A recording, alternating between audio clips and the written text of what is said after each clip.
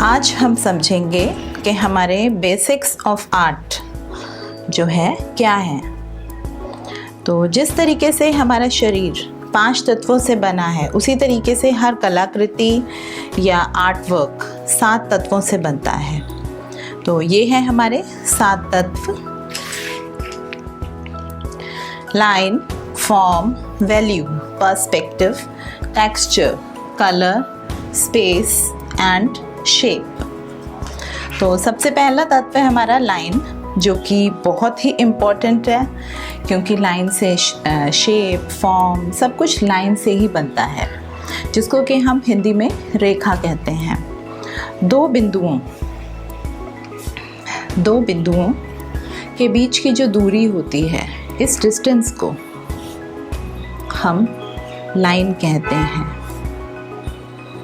Line हमारी horizontal भी हो सकती है, लाइन वर्टिकल भी हो सकती है, लाइन डायगोनली भी हो सकती है, और लाइन स्ट्रेट भी होती है, लाइन कर्व्ड भी होती है। देखिए, और फ्री फॉर्म में भी होती है। एस लाइन्स भी होती हैं, स्वर्ली लाइन्स भी होती हैं। लाइन हमारी डार्क भी होती है, बहुत डार्क होती है। देखिए, लाइन लाइट भी होती है। लाइन को आप डैश डैश से भी दिखा सकते हो।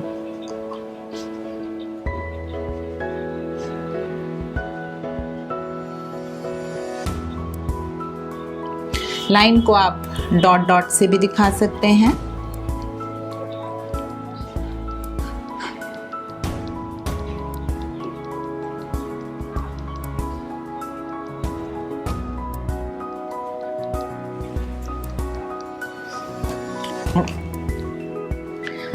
तो हम एक बहुत इंटरेस्टिंग सा एग्जाम्पल आपको देते हैं।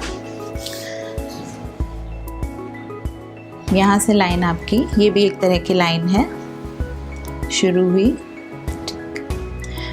ये हमारी horizontal line, vertical line and curved lines. तो देखिए, हमने स्माइली बनाया। लाइन 3 तरह की होती है: outlines, counter lines, gesture lines. तो ये है हमारी आउटलाइन।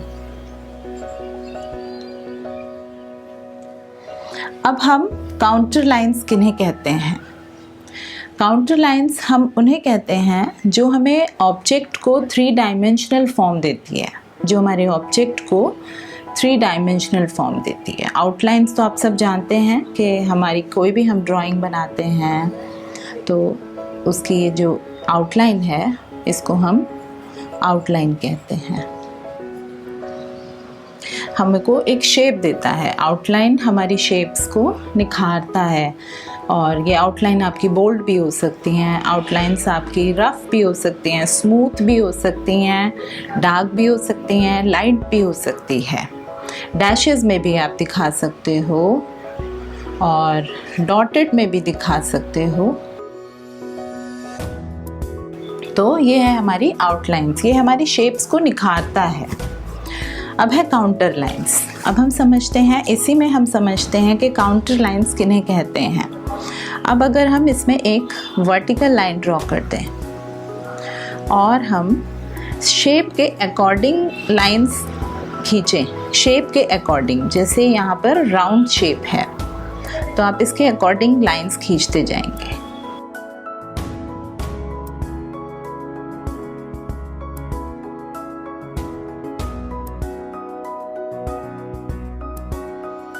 तो आप देख सकते हैं कि इसने एक बॉल की शेप ले ली है। इस समय हमने इसमें कोई शेड नहीं किया है, हमने सिर्फ कुछ काउंटर लाइंस ऐड करी हैं।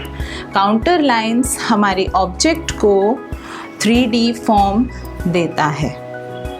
अगर हम शेप के साथ चलेंगे, कोई भी शेप है, अगर आप शेप के साथ चलेंगे तो आपकी वो 3D में कन्वर्ट हो जाएगा। जैसे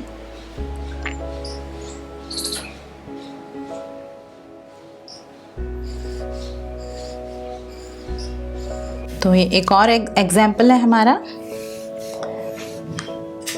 काउंटर लाइंस का। तो ये स्ट्रेट लाइन है, तो अगर हम शेप के साथ चलेंगे, देखिए ये हमारी, अगर हम यहाँ पर स्मूथ लाइंस खींचें, देखिए स्मूथ लाइंस, तो आप देख सकते हो लाइंस कितने तरह की होती हैं। Smooth lines, rough lines, dotted lines, dashes lines और जिग जैग मोशन में भी लाइंस होती हैं। आपको बहुत सारी लाइंस की प्रैक्टिस करनी है। इन्हें हम कहते हैं स्मूथ लाइंस। ये देखिए rough lines,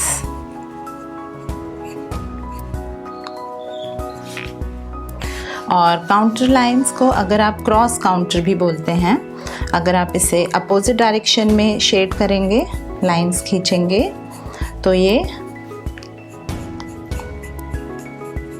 cross counter lines होती हैं। इन्हें हम बोलते हैं काउंटर लाइंस, और इन्हें हम कहते हैं cross counter lines.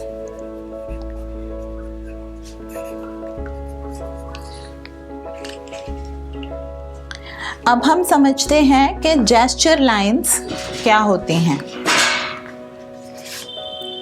Gesture lines का ये एक एग्जाम्पल है। तो इसमें आप देख सकते हो कि जेस्चर लाइंस हमारे ऑब्जेक्ट को मोशन और फिजिकल मूवमेंट दिखाता है। तो जेस्चर लाइंस वो होती हैं, जैसे ये मैंने एक, ये देखिए, ये हमारे ऑब्जेक्ट की सिर्फ लाइंस से ये हमारे ऑब्जेक्ट को मोशन शो कर रहा है ना। हम आपको एक ड्राइंग बना के दिखाते हैं।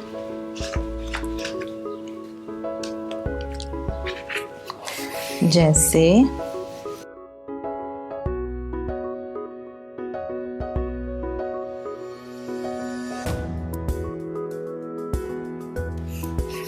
तो ये जो मोशन है, ये जेस्चर लाइंस होती हैं हमारी। इन्हें हम कहते हैं जेस्चर लाइंस।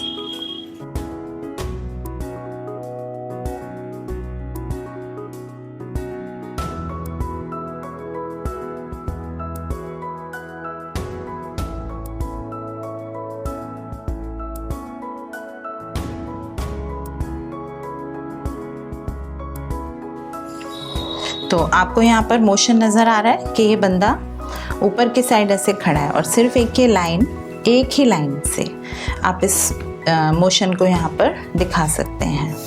ये देखिए, बहुत अच्छा एग्जाम्पल था ये हमारा, जिसमें हैंड भी मोशन में था। ये लाइंस, ये हमारी बॉडी, जिसे हम फोर शॉर्टनिंग भी कहते हैं। ये देखिए, तो ये हमारी जेस्चर लाइंस होती हैं। अब हम समझते हैं कि कुछ लाइंस ऐसी होती हैं जो हमें डायरेक्शन भी दिखाती हैं और वॉल्यूम भी दिखाती हैं, शेप भी दिखाती हैं। ठीक है, तो जैसे हमने कोई भी लैंडस्केप ड्रॉ किया, ये देखिए, सिर्फ लाइंस को हम शो कर रहे हैं। अब अगर हम डायरेक्शन के साथ चलेंगे, देखिए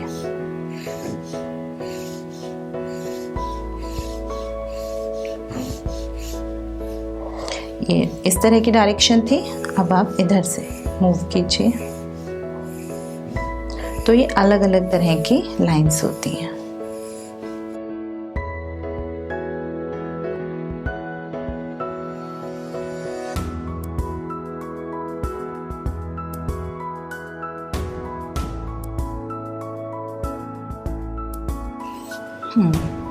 तो ये हमने यहाँ पर डायरेक्शन को समझा। तो डायरेक्शन जो है ये आपके लैंडस्केप को इसने 3 डायमेंशनल फॉर्म दिया।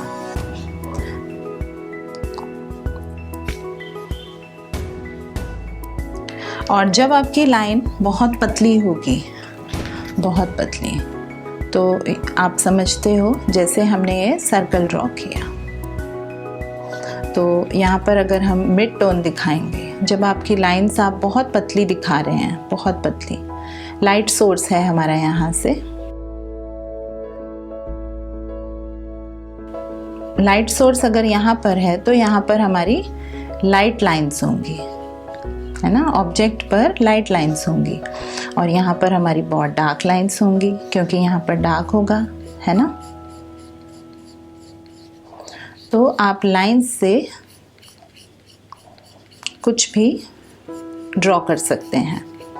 बहुत बड़े बड़े आर्टिस्ट हुए हैं जिन्होंने अपनी लाइंस में, लियोनार्डो दा विंची जिन्होंने बहुत बोल्ड लाइंस का इस्तेमाल किया है, वो आर्किटेक्चर भी थे, वो राइटर भी थे, फोटोग्राफर भी थे, पेंटर भी थे, स्कल्पचरिस्ट भी थे। तो उन्होंने अलग अलग तरह की लाइंस का इस्तेमाल किया है।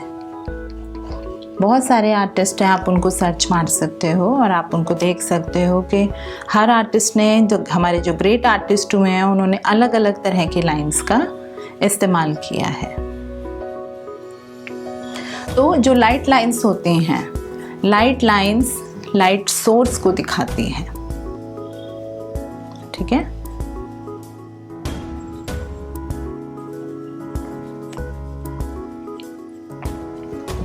अब हम समझते हैं कि डिस्टेंस हम कैसे दिखा सकते हैं लाइंस में। स्ट्रेट लाइन,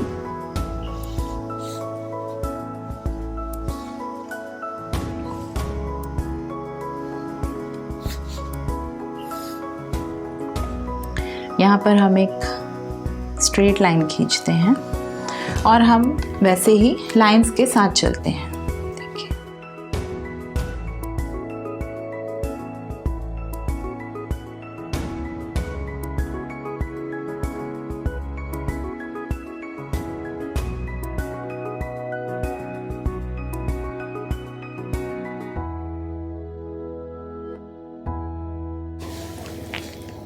अब हम सेंटर पॉइंट से स्ट्रेट लाइंस खींचते हैं।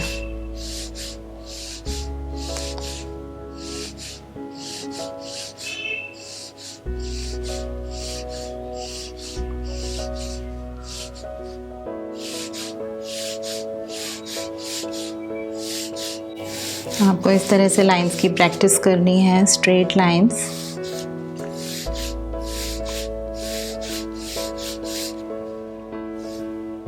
हम एक ही डायरेक्शन में लाइंस को लेकर के जाएंगे।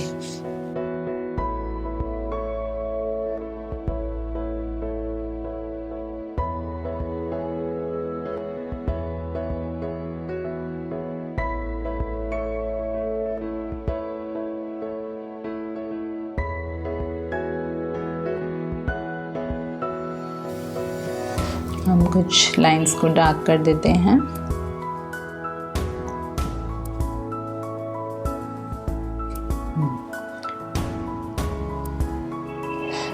तो ये आपको लैंडस्केप नज़र आ रहा होगा, यहाँ से सामने से वाटर का फ्लो है।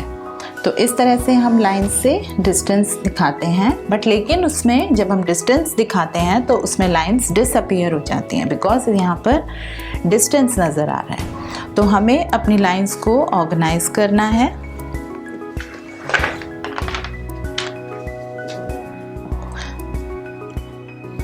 हम लाइंस को यूज़ करके स्क्वायर, rectangle,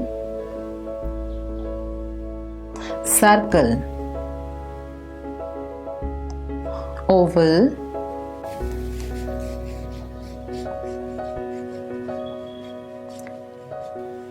तो लाइंस को इस्तेमाल करके आप शेप्स को फॉर्म करते हैं। तो आज हमने अलग अलग तरह के लाइंस समझी है। तो आपको अपनी लाइंस को ऑर्गेनाइज करना है, अपनी लाइंस को इम्प्रूव करना है और बहुत सारी प्रैक्टिस करनी है। और लाइंस जो हैं हमारे ऑब्जेक्ट में वैरायटी लेकर के आती है, वैरायटी ऑफ वर्क, अलग अलग तरह का काम। लाइंस से आप कुछ भी कर सकते हो।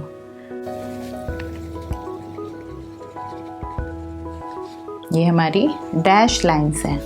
तो आप देख सकते हो, आप डैश लाइंस से भी आप किसी भी तरह का डिज़ाइन क्रिएट कर सकते हैं। लाइंस आप अपने हैंड को फ्री छोड़ें, फिर लाइट, फिर फ्री छोड़ें, फिर लाइट, फिर फ्री छोड़ें। ये भी अलग अलग तरह की लाइंस हैं। तो इस तरह से आप एक पूरा डिज़ाइन फॉर्म कर सकते हैं।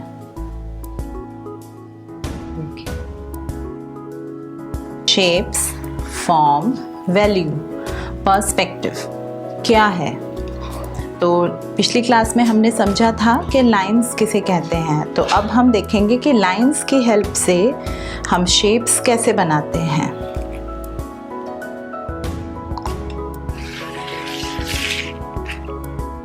यहाँ पर मैंने 2B पेंसिल का इस्तेमाल किया है।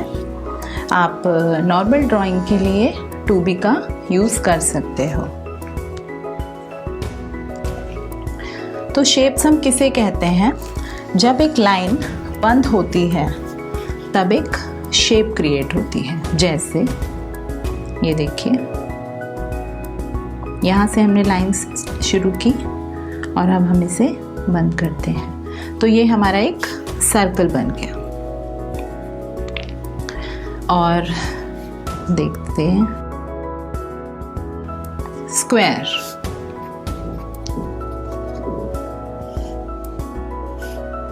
रेक्टेंगल,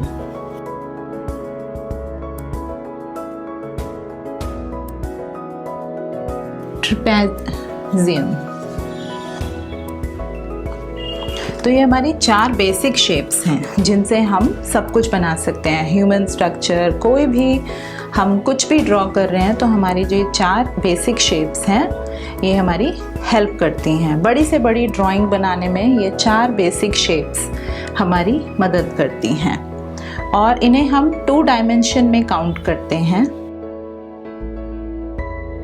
और इनकी एक ख़ास बात है कि इनकी एक लेंथ और विड्थ भी होती है। This is important. और जो है इनको आप मेज़र कर सकते हो, इन चारों शेप्स को, सर्कल, स्क्वायर, रेक्टेंगल, ट्रेपेजियम। अब हम समझेंगे कि शेप्स कितने तरह की होती हैं। शेप्स 2 तरह की होती हैं, ज्योमेट्रिक शेप्स और ऑर्गेनिक शेप्स। तो ज्योमेट्रिक शेप्स को हम रेगुलर शेप्स भी कहते हैं, ज्योमेट्रिक शेप्स। तो ये हमारी ज्योमेट्रिक शेप्स हैं। ज्योमेट्रिक शेप्स हम किन्हें कहते हैं? जिनको हम मेज़र कर सकते हैं और जिनकी लेंथ और विड्थ होती है और इनका एक नाम भी होता है। इनको एक नेम से जाना जाता है, जैसे स्फेयर हो गया, सर्कल, स्क्वायर, रेक्टेंगल, ट्रेपेजियम। ये सब हमारे ज्योमेट्रिक शेप्स में आते हैं।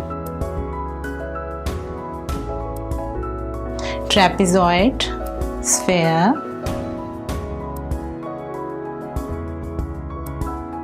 ये हमारी बेसिक शेप्स हैं और ज्योमेट्रिकल शेप्स हैं। इन्हें हम रेगुलर शेप्स भी कहते हैं।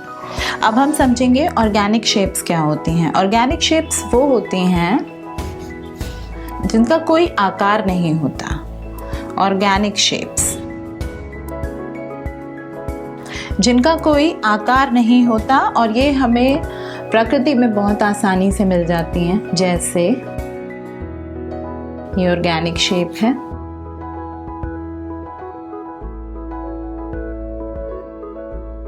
ये ऑर्गेनिक शेप है।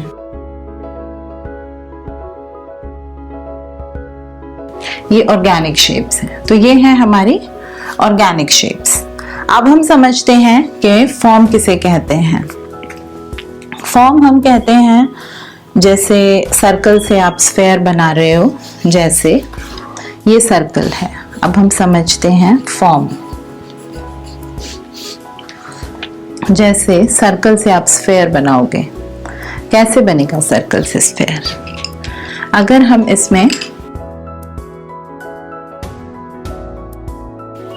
वैल्यूज को ऐड कर दें, वैल्यूज जैसे, वैल्यू हम किसे कहते हैं? वैल्यू हम कहते हैं कि रंगों के हल्के या गहरेपन को हम वैल्यू कहते हैं। और जो शेड्स होते हैं हमारे, लाइट शेड, डार्क शेड, तो हम वैल्यू ऐड करते हैं। जैसे हम कलर से भी वैल्यू को डिफाइन कर सकते हैं, और हम शेड से भी वैल्यू को डिफाइन कर सकते हैं। तो अगर हम इसमें डार्क टोन दे देंगे, यहाँ पर पहले हम पूरे इसमें मिड टोन देते हैं, तो ये हमने यहाँ पर फॉर्म को भी समझा। और इसमें 3D इफेक्ट आएगा। अब जब हम उसमें वैल्यू को ऐड करेंगे तब उसमें 3D इफेक्ट आता है।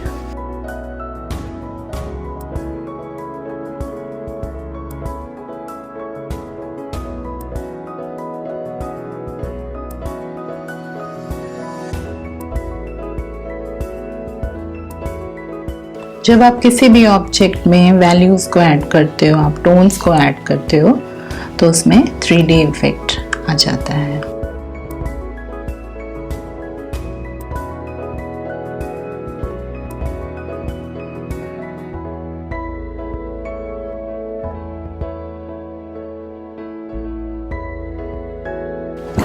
और जो फॉर्म्स होती हैं वो हमारे 2 डायमेंशनल फिगर से, जब हम कोई भी 3D फिगर को बनाते हैं, जैसे हमने स्क्वायर से, हम स्क्वायर से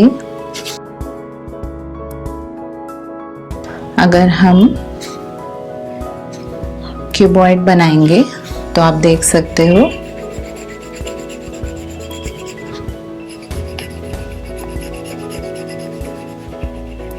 तो ये इसे हम फॉर्म कहते हैं। ओके, जब हम किसी भी 2 डायमेंशनल फिगर से 3D ऑब्जेक्ट बनाते हैं तो उसे हम फॉर्म कहते हैं। फॉर्म हमारे ऑब्जेक्ट का फिजिकल नेचर बताता है सही मायने में, और शेडोज और लाइटिंग से हम फॉर्म क्रिएट कर सकते हैं। जैसे मैंने आपको दिखाया स्फेयर, ये इस तरह से हमारे ऑब्जेक्ट में फॉर्म आया। ये देखिए कोन। तो शैडोज और लाइटिंग से हम ऑब्जेक्ट में फॉर्म दिखाते हैं। यहाँ पर हमने वैल्यू को समझा। वैल्यू हमारा लाइट टोन, शैडोज, लाइटिंग, और ये डार्क टोन, मिड टोन, और ये हमारा लाइटेस्ट टोन, हाईलाइट। यहाँ पर लाइट का सोर्स है, इधर से लाइट का सोर्स है हमारा।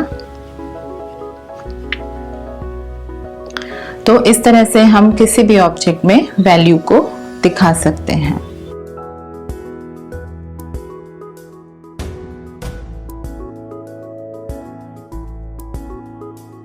लाइट का सोर्स इसमें पीछे से है, यहाँ से ये लाइट का सोर्स है। Light source is very important, क्योंकि उसी से हमारे ऑब्जेक्ट का लाइट, डार्क सब पता चलता है।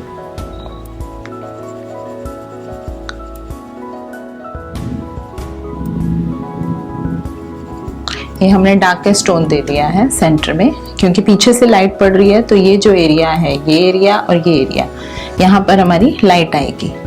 तो हम अब मिड टोन, हल्का सा लाइटेस्ट टोन यहाँ पर दे देते हैं।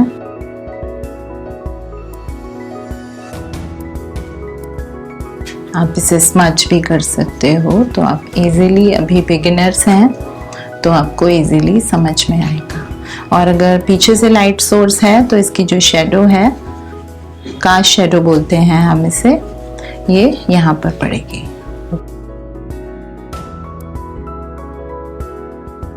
अगर आपको कोई चीज़ नहीं समझ में आती तो आप QA सेक्शन में लिख सकते हैं, जिससे कि मैं आपको वो चीज़ समझा सकती हूँ वीडियोस के थ्रू। ठीक, तो इस तरह से हमने वैल्यू को समझा, फॉर्म को समझा। यहाँ पर हमने वैल्यू को समझा। फॉर्म हमारे ऑब्जेक्ट में डेप्थ लेकर के आती है, आप देख सकते हो। ठीक है, फॉर्म वैल्यू बराबर है, और वैल्यूज आप समझ सकते हो, dark tones, light tones, mid tones, ये हमारे ऑब्जेक्ट में डेप्थ को लेकर के आते हैं और हमारे ऑब्जेक्ट को 3D बनाते हैं। अब हम समझेंगे पर्सपेक्टिव किसे कहते हैं। किसी भी 3D ऑब्जेक्ट को 2D सरफेस पर बनाना और उसकी हाइट, विड्थ और डेप्थ को ध्यान में रखते हुए, और पर्सन और ऑब्जेक्ट के बीच का जो एंगल बनता है उसे हम पर्सपेक्टिव कहते हैं। तो ये हमने 3 ऑब्जेक्ट्स को ड्रॉ किया है। ये 2 वैनिशिंग पॉइंट्स हैं, इसे हम वैनिशिंग पॉइंट कहते हैं।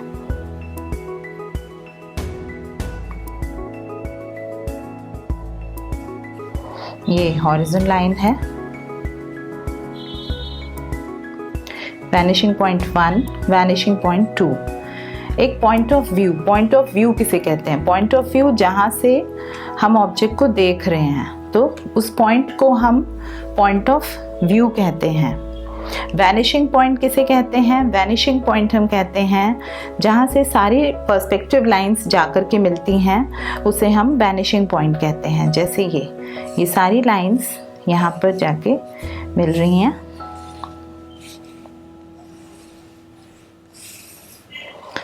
this is called vanishing point।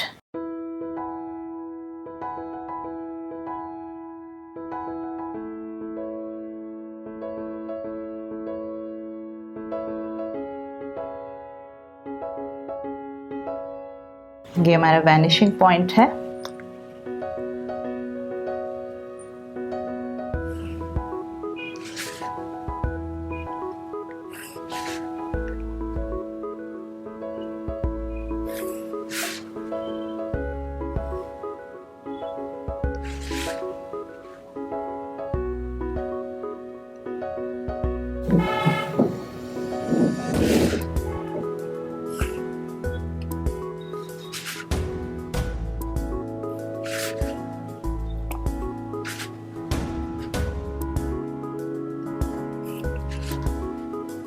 ये जो ऑब्जेक्ट हमने ड्रॉ किया है, क्यूब,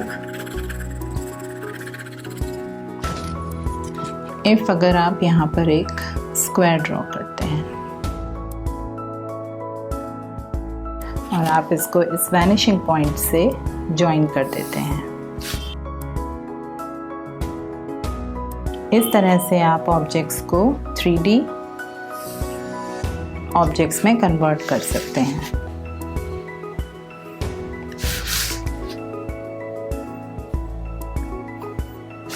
तो ये हमारा ऑब्जेक्ट, इसे हम कहते हैं पर्सपेक्टिव। इस तरह से आप कुछ भी बना सकते हैं, रेलवे ट्रैक्स, मेट्रो स्टेशन, अपना घर, कोई भी ऑब्जेक्ट आप डिज़ाइन कर सकते हैं।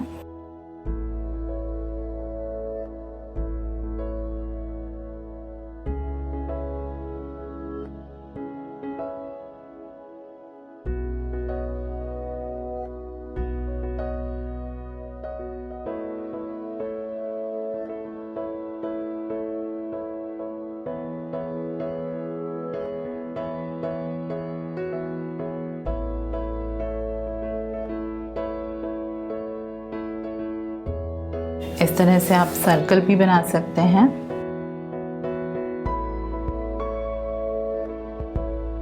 ये हमारा क्यूब बन गया है।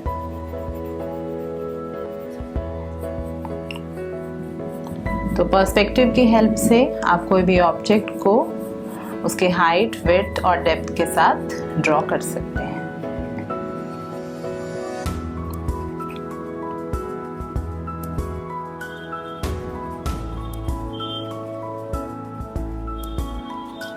वैल्यूज़ क्या हैं? वैल्यू किसे कहते हैं?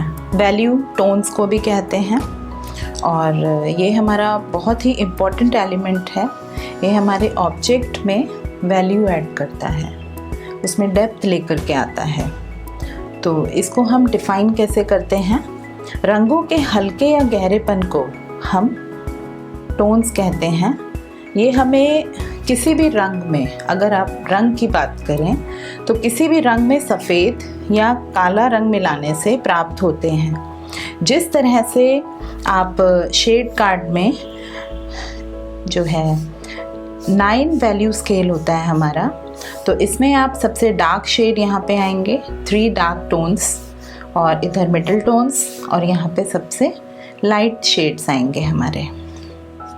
तो इस तरह से हम वैल्यू को ऐड करते हैं किसी भी ऑब्जेक्ट में। अगर हम पेंसिल शेडिंग के ज़रिए समझें उसको, तो आज हम पेंसिल शेडिंग के ज़रिए समझेंगे। वैल्यू 3 प्रकार के होते हैं, dark tones, half tone, light tone. और टोन ऑब्जेक्ट में रियलिटी भी लेकर के आता है और डेप्थ भी लाता है, और ये हमें ऑब्जेक्ट को 3 डायमेंशनल बनाने में मदद करते हैं।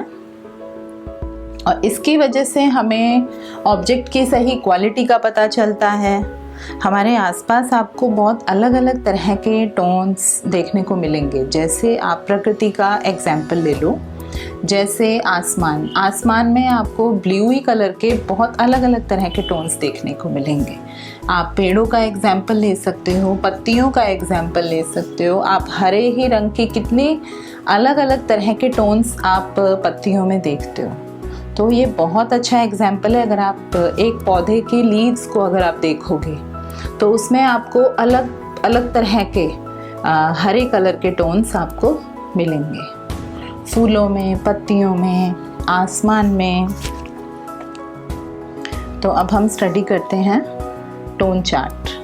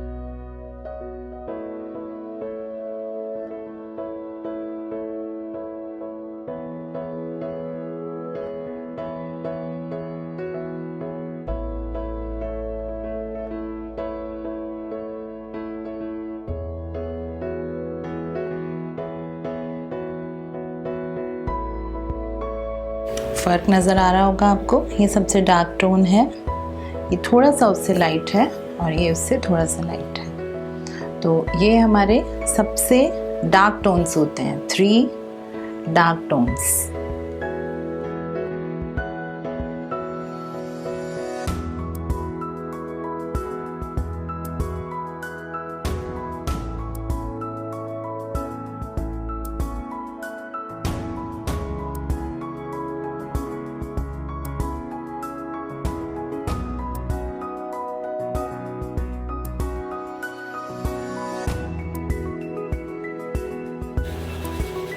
इस तरह से अगर आप चार्ट बनाएंगे तो आपको ऑब्जेक्ट स्टडी में आसानी होगी।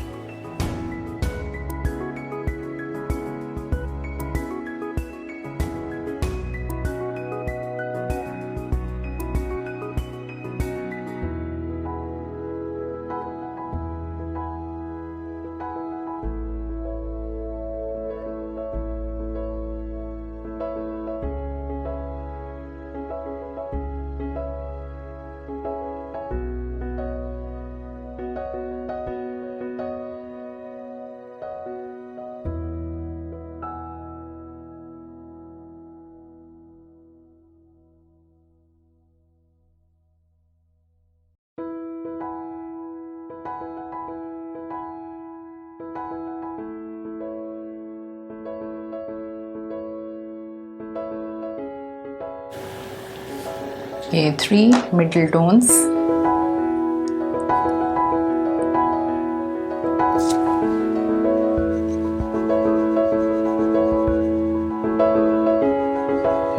हम बहुत ही लाइट टोन्स पे आएंगे।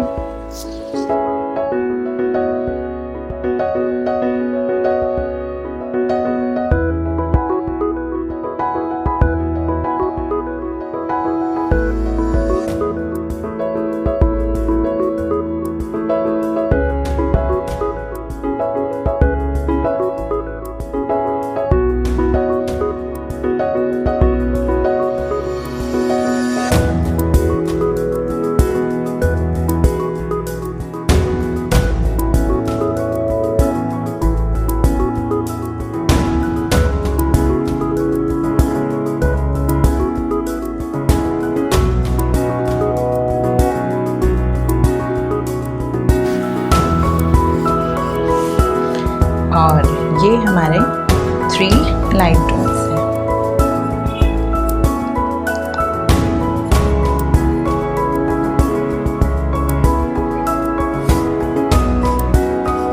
इसे हम वाइट छोड़ेंगे, इसको हम हाईलाइट एरिया कहते हैं। जब हम ऑब्जेक्ट में शेड देते हैं तो जब हम वाइट स्पेस छोड़ते हैं तो उसे हम हाईलाइट एरिया कहते हैं।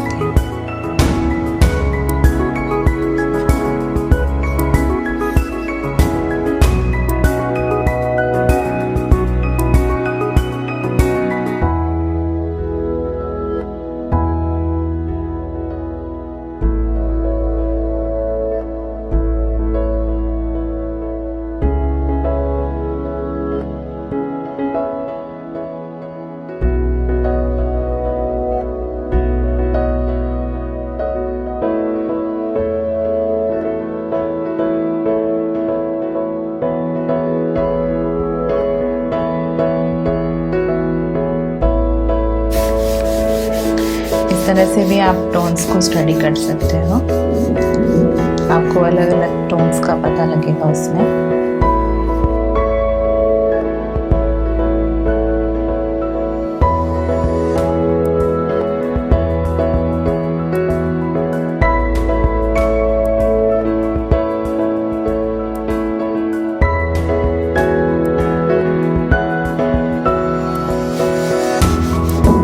ये मिडिल टोन,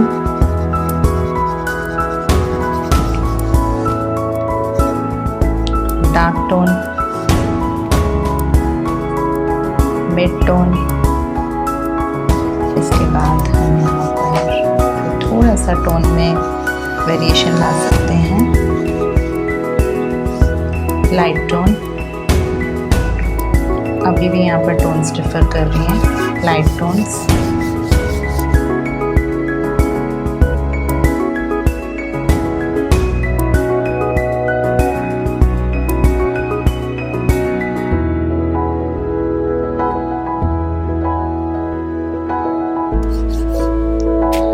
तो इस तरह से आपको समझ में आ गया होगा। इस तरह से आपको ऑब्जेक्ट में